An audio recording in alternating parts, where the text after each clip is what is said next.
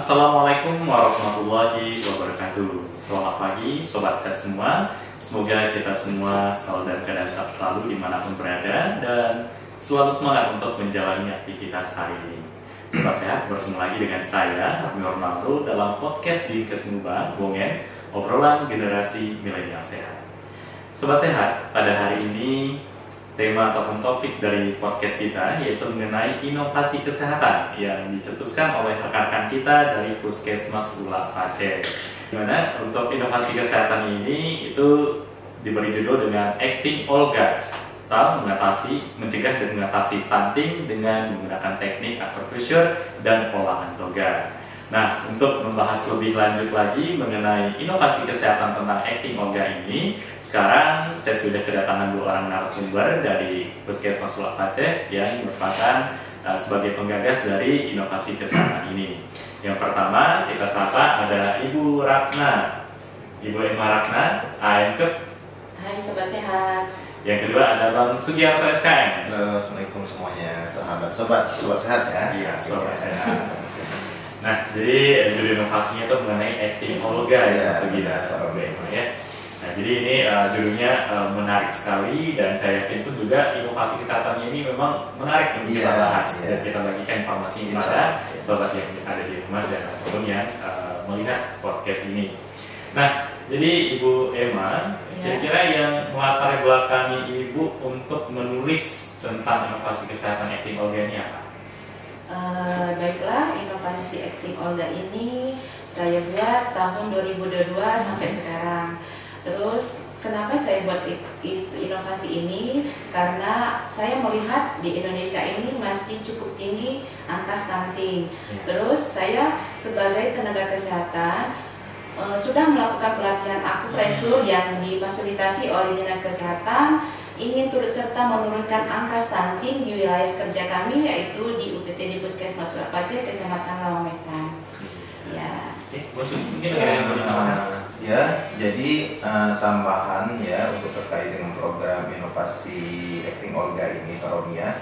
Jadi di Puskesmas Ula Pacet itu ada program UKM pengembangan ya. Nah, UKM pengembangan itu kan biasanya ada di sana program Kesli, kemudian ada Gizi, dan ada beberapa yang lainnya.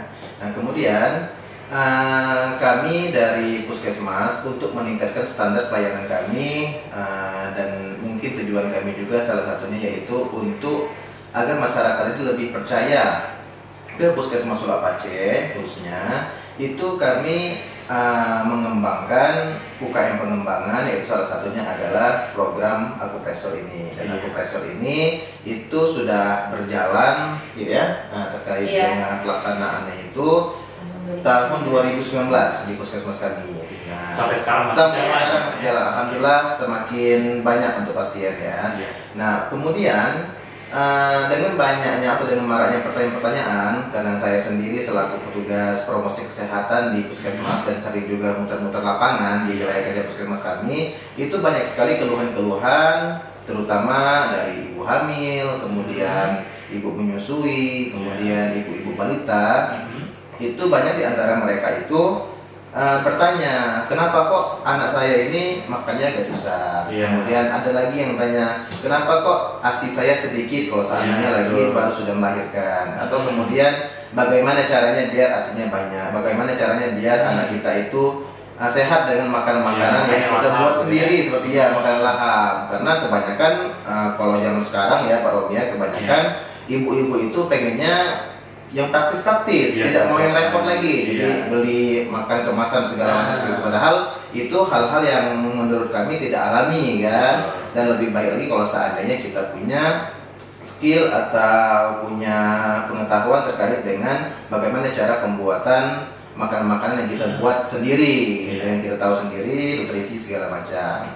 Nah, kemudian untuk masalah Acting Olga tadi sudah dijelaskan oleh Ibu Emma. Jadi yang melatar belakangi ini kan otomatis kami itu pengen anak-anak di wilayah kerja kami itu mulai dari ibu hamil sampai dengan mereka balita itu nutrisi gizinya tercukupi. Nah, kalau seandainya anak itu stunting atau kurang gizi, pasti nutrisi mereka itu tidak tercukupi. Betul. Dan salah satu alasan kenapa tidak tercukupi yaitu mereka susah untuk diberi makan atau mereka nggak suka dengan makan yang dibuat oleh orang tuanya. Makanya untuk itu Acting Olga tercipta dengan sesuai dengan kepanjangan dari singkatan dari Acting Olga ini, yaitu mencegah dan mengatasi stunting dengan teknik akupresur dan olahan toga seperti itu.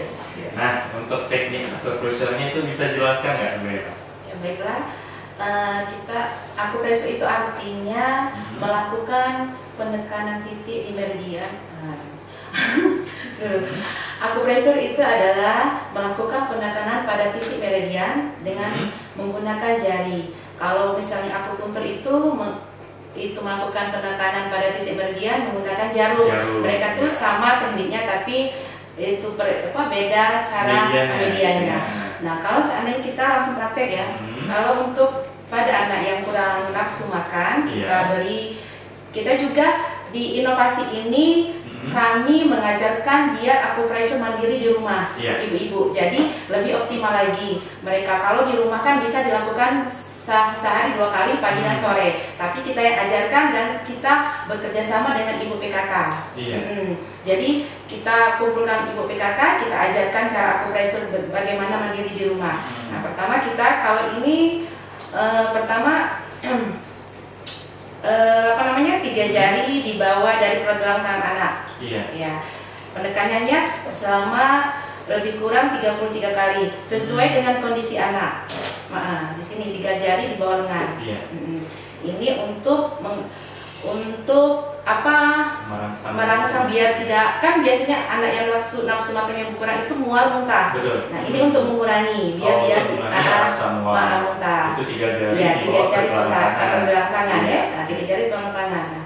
Disesuaikan dengan kondisi anak. Akupresur itu tidak boleh dilakukan pada anak yang sakit, yang terlalu kenyang, yang terlalu lapar, terus yang emosinya yang labil tidak boleh. Kita lihat kondisi anaknya yang sehat. Berarti kalau misalnya lagi tantrum tidak disarankan akupresur. Terus ini pertama, terus yang kedua di tengah-tengah jempol sama ibu jari. Nah, di sini. Di sini. Itu untuk daya tahan tubuh. Imunitas tubuh si bayi. Nah, dilakukan juga selama 33 kali. Terus di sini di daerah mata kaki. Ya, itu sama juga dilakukan selama 33 kali. Kalau kita sehari 2 kali itu lebih optimal. Jadi kami juga akupresur ini bekerja sama dengan ibu PKK, dengan kader-kader yang sudah dilatih dan bisa dilakukan di desa-desa. Iya, di desa-desa. Berarti dengan kata lain akupresur ini sama seperti kayak pijat bayi. Iya, pijat bayi. Cuman tekniknya agak berbeda. Jadi untuk Pak Romi ya, terkait dengan masalah teknik pemijatan ya akupresur ini, sebenarnya itu kalau untuk di puskesmas kami pelayanan akupresur ini bukan hanya untuk bayi, bukan hanya untuk balita, tetapi untuk seluruh usia. Cuman kalau seandainya pada saat pelayanan dari ruang misalkan dioper ya ke poli-poli seperti itu kan, misalkan usia, kemudian usia remaja atau usia anak. Kalau seandainya mereka itu perlu rujukan internal dan perlu dilakukan rujukan ke akupresur untuk dilakukan pemijatan, itu kami persilakan dan itu setiap usia itu diperbolehkan. Nah, jadi teknik akupresur tadi memang sudah benar-benar dilakukan di puskes kami, dan kalau setahu kami ya untuk masalah UKM pengembangan akupresur ini mungkin puskes kami salah satu yang termasuk yang paling aktif untuk terintegrasi karena memang 3, 2, 1, action. Assalamualaikum warahmatullahi wabarakatuh. Selamat pagi sobat sehat semua. Semoga kita semua selalu dalam keadaan sehat selalu dimanapun berada dan selalu semangat untuk menjalani aktivitas hari ini. Sobat Sehat, bertemu lagi dengan saya, Raffi Ronaldo, dalam podcast di Kesembang Bongens, obrolan generasi milenial sehat. Sobat Sehat, pada hari ini tema ataupun topik dari podcast kita yaitu mengenai inovasi kesehatan yang dicetuskan oleh rekan-rekan kita dari Puskesmas Ula Pacet, di mana untuk inovasi kesehatan ini itu diberi judul dengan Acting Olga, atau mencegah dan mengatasi stunting dengan menggunakan teknik acupressure dan olahan toga. Nah, untuk membahas lebih lanjut lagi mengenai inovasi kesehatan tentang Acting Olga ini, sekarang saya sudah kedatangan 2 orang narasumber dari Puskesmas Ula Pacet yang merupakan sebagai penggagas dari inovasi kesehatan ini. Yang pertama kita sapa ada Ibu Ratna, Ibu Emma Ratna, AMK. Hai Sobat Sehat. Yang kedua ada Bang Sugiarto SKM. Halo, assalamualaikum semuanya, sobat sehat ya. Iya, sobat sehat. Nah, jadi judul inovasinya itu mengenai Acting Olga ya, Sugiarto ya. Nah, jadi ini judulnya menarik sekali dan saya yakin itu juga inovasi kesehatannya ini memang menarik untuk kita bahas dan kita bagikan informasi kepada sobat yang ada di rumah dan ataupun yang melihat podcast ini. Nah, jadi Ibu Emma, kira-kira yang melatar belakangi Ibu untuk menulis tentang inovasi kesehatan Acting Olga ini apa? Baiklah, inovasi Acting Olga ini saya buat tahun 2022 sampai sekarang. Terus kenapa saya buat inovasi ini? Karena saya melihat di Indonesia ini masih cukup tinggi angka stunting. Terus saya sebagai tenaga kesehatan sudah melakukan pelatihan acupressure yang difasilitasi oleh Dinas Kesehatan, ingin turut serta menurunkan angka stunting di wilayah kerja kami, yaitu di UPT di Puskesmas Ula Pacet, Kecamatan Lawetan. Ya. Jadi tambahan ya untuk terkait dengan program inovasi Acting Olga ini, Karomia. Jadi di Puskesmas Ula Pacet itu ada program UKM pengembangan ya. Nah, UKM pengembangan itu kan biasanya ada di sana program Kesli, kemudian ada gizi, dan ada beberapa yang lainnya.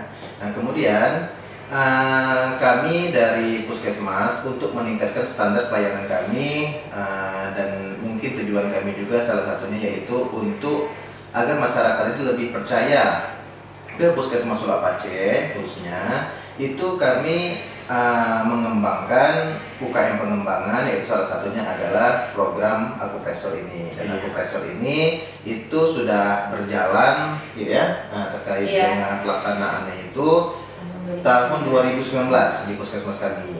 Nah, sampai sekarang masih jalan. Alhamdulillah semakin banyak untuk pasien ya.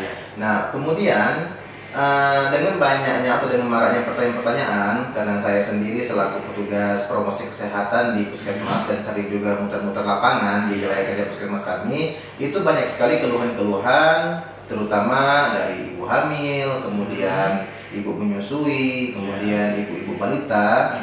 Itu banyak di antara mereka itu bertanya, kenapa kok anak saya ini makannya agak susah. Kemudian ada lagi yang tanya, kenapa kok ASI saya sedikit kalau seandainya lagi baru sudah melahirkan. Atau kemudian bagaimana caranya biar ASInya banyak, bagaimana caranya biar anak kita itu sehat dengan makanan-makanan yang kita buat sendiri, seperti makanan lahap. Karena kebanyakan kalau zaman sekarang ya Pak Romia, kebanyakan ibu-ibu itu pengennya yang praktis-praktis, tidak mau yang repot lagi. Jadi beli makan kemasan segala macam seperti itu. Padahal itu hal-hal yang menurut kami tidak alami kan. Dan lebih baik lagi kalau seandainya kita punya skill atau punya pengetahuan terkait dengan bagaimana cara pembuatan makanan-makanan yang kita buat sendiri, yang kita tahu sendiri, nutrisi segala macam. Nah, kemudian untuk masalah Acting Olga tadi sudah dijelaskan oleh Ibu Emma. Jadi yang melatar belakang ini kan otomatis kami itu pengen anak-anak di wilayah kerja kami itu mulai dari ibu hamil sampai dengan mereka balita itu nutrisi gizinya tercukupi. Nah, kalau seandainya anak itu stunting atau kurang gizi, pasti nutrisi mereka itu tidak tercukupi. Dan salah satu alasan kenapa tidak tercukupi yaitu mereka susah untuk diberi makan atau mereka nggak suka dengan makan yang dibuat oleh orang tuanya. Makanya untuk itu Acting Olga tercipta dengan sesuai dengan kepanjangan dari singkatan dari Acting Olga ini, yaitu mencegah dan mengatasi stunting dengan teknik akupresur dan olahan toga seperti itu. Ya. Nah, untuk teknik akupresurnya itu bisa jelaskan nggak, Bu Eva? Ya baiklah, akupresur itu artinya melakukan penekanan titik di meridian. Akupresur itu adalah melakukan penekanan pada titik meridian dengan menggunakan jari. Kalau misalnya akupuntur itu melakukan penekanan pada titik meridian menggunakan jarum. Mereka tuh sama tekniknya, tapi itu beda cara medianya. Nah, kalau seandainya kita langsung praktek ya, kalau untuk pada anak yang kurang nafsu makan, kita juga di inovasi ini kami mengajarkan biar akupresur mandiri di rumah ibu-ibu. Jadi lebih optimal lagi. Mereka kalau di rumah kan bisa dilakukan sehari 2 kali pagi dan sore, tapi kita yang ajarkan dan kita bekerja sama dengan ibu PKK. Jadi kita kumpulkan ibu PKK, kita ajarkan cara akupresur bagaimana mandiri di rumah. Nah, pertama kita kalau ini 3 jari di bawah dari pergelangan tangan anak. Ya, penekanannya selama lebih kurang 33 kali sesuai dengan kondisi anak. Di sini 3 jari di bawah lengan. Ini untuk merangsang biar tidak, kan biasanya anak yang nafsu makan yang kurang itu mual muntah. Nah, ini untuk mengurangi biar dia muntah. Itu 3 jari. Ya, 3 jari pergelangan tangan ya. Nah, 3 jari pergelangan tangan. Disesuaikan dengan kondisi anak. Akupresur itu tidak boleh dilakukan pada anak yang sakit, yang terlalu kenyang, yang terlalu lapar, terus yang emosinya yang labil tidak boleh. Kita lihat kondisi anaknya yang sehat. Berarti kalau misalnya lagi tantrum ya, tidak disarankan akupresur. Terus ini pertama, terus yang kedua di tengah-tengah jempol sama ibu jari. Nah, di sini. Nah, di sini. Itu untuk daya tahan tubuh. Imunitas tubuh si bayi. Nah, dilakukan juga selama 33 kali. Terus di sini di daerah mata kaki. Ya, itu sama juga dilakukan selama 33 kali. Kalau kita sehari 2 kali itu lebih optimal. Jadi kami juga akupresur ini bekerja sama dengan ibu PKK, dengan kader-kader yang sudah dilatih dan bisa ya gitu. Dilakukan di desa-desa. Iya, di desa-desa. Berarti dengan kata lain akupresur ini sama seperti kayak pijat bayi. Iya, pijat bayi. Cuman tekniknya agak berbeda. Jadi untuk Pak Romi ya, terkait dengan masalah teknik pemijatan ya akupresur ini, sebenarnya itu kalau untuk di puskesmas kami pelayanan akupresur ini bukan hanya untuk bayi, bukan hanya untuk balita, tetapi untuk seluruh usia. Cuman kalau seandainya pada saat pelayanan dari ruang misalkan dioper ya ke poli-poli seperti itu kan, misalkan usia, kemudian usia remaja atau usia anak. Kalau seandainya mereka itu perlu rujukan internal dan perlu dilakukan rujukan ke akupresur untuk dilakukan pemijatan, itu kami persilakan dan itu setiap usia itu diperbolehkan.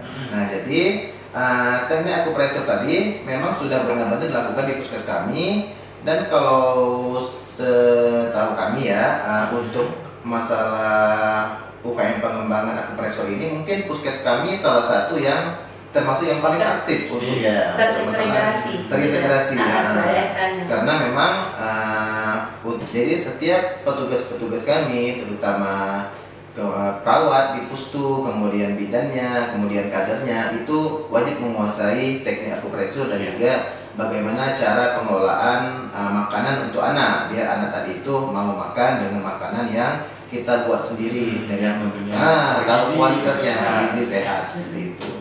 Dan juga mungkin ke depan itu Puskesmas Sulak Pace sebagai pilot project. Mungkin juga bisa menjadi inspirasi juga bagi mungkin rekan kita di puskesmas lain ya, Sugi dan Bema ya. Nah, jadi ini terakhir untuk Sugi dan juga Bema. Mungkin ada nggak pesan-pesan yang mau disampaikan kepada sobat saya yang menonton podcast ini di rumah? Kalau misalkan ada menemukan mungkin anaknya sendiri yang di yang masih balita yang terkendala dalam hal makan atau mungkin nggak mau makan atau dalam fase lagi GTM gerakan tutup mulut gitu ya. Nah jadi ada nggak kesan yang disampaikan terkait dengan inovasi acting olga ini pada masyarakat yang ini? Mungkin Ibu Emma dulu ada Ya, sekarang Ibu Emma. Oke. Jadi kami sebagai petugas kesehatan ya, dan saya sendiri selaku petugas promosi kesehatan yang sudah terbiasa berkeliling ke lapangan-lapangan dan mendengar keluhan-keluhan masyarakat. Memang banyak ibu-ibu itu, kalau seandainya kan kalau kita datang ke posyandu ya, otomatis pasti ada perbandingan, ataupun kalau mereka sudah memasuki usia pendidikan usia dini ya, pasti ada perbandingan. Kok anak ini bisa pintar, kok anak ini agak badannya kok bugar, juga ada juga kok yang ini kurus banget atau nggak mau makan, atau kepintarannya ketidaksannya agak kurang dengan hal lain. Nah itu kalau seandainya kita tarik benang merah ke belakang, kira-kira pola asuh mereka itu dari yang namanya 1000 HPK ya, 1000 pertama kehidupan itu seperti apa. Jadi jangan sampai kita menjudge bahwa anak kita itu kau ini buyan ya, yang lain pintar tapi kau ini buyan. Nah itu tuh sebagai orang tua nggak boleh ngomong gitu Pak. Iya, karena kita harus tarik benang ke belakang. Kira-kira pola asuh kita itu seperti apa? Karena banyak orang tua, terutama yang mungkin pengetahuan menengah ke bawah itu kadang menjudge bahwa anak mereka itu bodoh, anak itu bengak, itu ya. Padahal sebenarnya tidak seperti itu. Semua anak itu pasti dilahirkan dengan kualitas yang sama, tidak perlu berbeda-beda kan.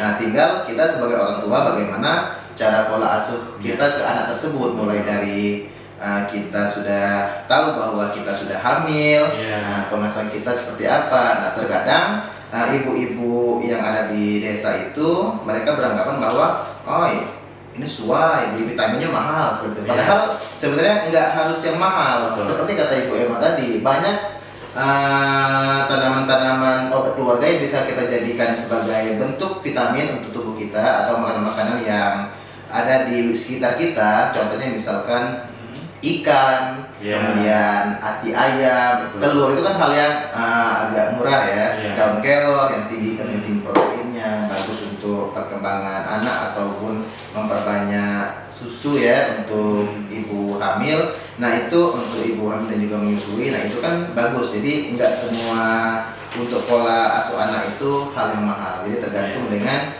tingkat pengetahuan kita dan bagaimana cara kita mengasuh anak tadi, seperti itu.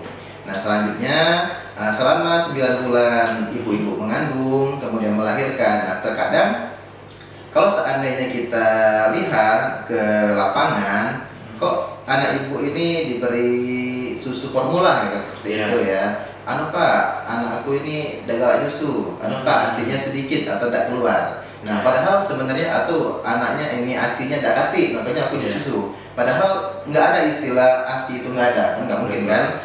Tuhan itu ngasih dia anak, ya sedangkan yang ini dikasih anak terus tuh ada susunya untuk ibunya kan. Yang ini dikasih anak tapi susunya nggak ada, kan nggak mungkin. Nah, jadi tergantung dengan orang tuanya tadi. Misalkan pada saat usia kandungannya sudah masuk 7-8 bulan, itu bisa dilakukan teknik pemijatan. Ada Bu Emma ya? Nah, Ibu Emma ya, teknik pemijatan untuk payudara biar asinya cepat keluar pada saat setelah melahirkan, kalau biar asinya itu banyak. Dan biasanya juga ini kalau seandainya anaknya sudah mengerti ya terkait dengan pemberian ASI eksklusif, nah terkadang yang di samping-sampingnya ini neneknya, kakeknya, seperti itu ya, suaminya. Terkadang kalau anaknya tadi belum mau menyusu atau air ASI-nya tadi belum keluar setelah melahirkan, terkadang sudah rewel, kasih air putih saja, kasih madu saja, kasih susu formula saja. Padahal itu sebenarnya bukan tidak keluar, tetapi masih perlu rangsangan. Dan anak tadi kan kalau seandainya dia baru 1-2 hari tidak diberi makan tidak apa-apa gitu kan. Itu kalau kata dokter ya, kalau salah maaf ya. Nah cuman memang sudah saya buktikan sendiri itu. Jadi pada saat anak saya baru lahir juga kemarin anak saya, jadi istri saya itu asinya itu belum keluar sampai hampir 48 jam tidak keluar. Nah jadi setelah sering-sering dirangsang, dilakukan pemijatan, akhirnya masih keluar. Nah itu. Jadi semakin sering diisap oleh anak, minimal 2 jam sekali ya, nggak boleh kurang. Kalau bisa dia semakin sering dirangsang, semakin sering diisap oleh anak, itu pasti ASISnya keluar. Dan itu kalau seandainya sudah keluar, insya Allah dia akan lancar. Karena terkadang kalau saya lihat itu untuk ASI, kalau sering diisap, kolostrumnya itu kan dia agak encer ya, mungkin lebih banyak ke penyumatannya. Tapi kalau seandainya kolostrumnya sudah keluar, itu pasti ASI yang setelah kolostrum tadi akan lancar keluarnya, akan semakin banyak seperti itu. Nah itu juga ditambah dengan makanan-makanan yang harus tercukupi gizinya, nggak harus mahal, tapi kita bisa cari di sekeliling kita itu banyak pasti. Seperti daun katu, daun kelor, makan telur, kemudian ati ayam, seperti itu pasti bisa. Itu Pak. Ya, dari Bema, saya memberikan slogan sedikit. Ya, ayo cegah stunting, tingkatkan nafsu makan anak dengan olahan toga dan akupresur, aman, mudah, dan bermanfaat. Nah, jadi sobat set di rumah, kalau misalkan sobat set memiliki anak yang masih balita atau mungkin ada anak saudaranya atau mungkin tetangganya, jadi kalau misalkan anaknya kedapatan mungkin agak susah makannya atau mungkin selera makannya berkurang, nah jadi seperti yang sudah disampaikan oleh narasumber kita tadi, itu nanti bisa juga mencoba teknik akupresur ini dan juga pengolahan toga untuk meningkatkan nafsu makan si anak lagi. Jadi intinya jangan dikasih makanan instan, ciki. Itu juga ini untuk terutama masyarakat yang berada di wilayah Puskesmas Sulak Paceh. Kalau misalkan seandainya butuh informasi atau bagaimana cara melakukan teknik akupresur tadi, itu nanti nggak usah segan-segan datang langsung ke Puskesmas Sulak Paceh. Boleh hubungi Bu Emma atau Bang Sugi ya. Atau ada kontak langsung dari Puskesmas Pak. Oke, boleh. Kalau misalkan untuk bisa. Facebook kami ya.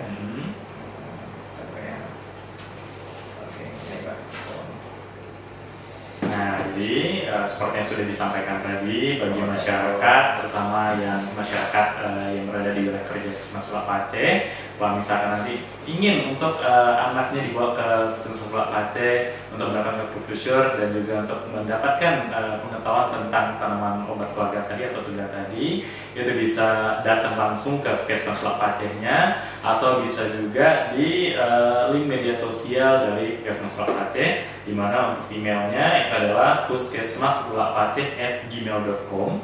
Untuk via WA itu nanti bisa menghubungi di nomor 085200800230.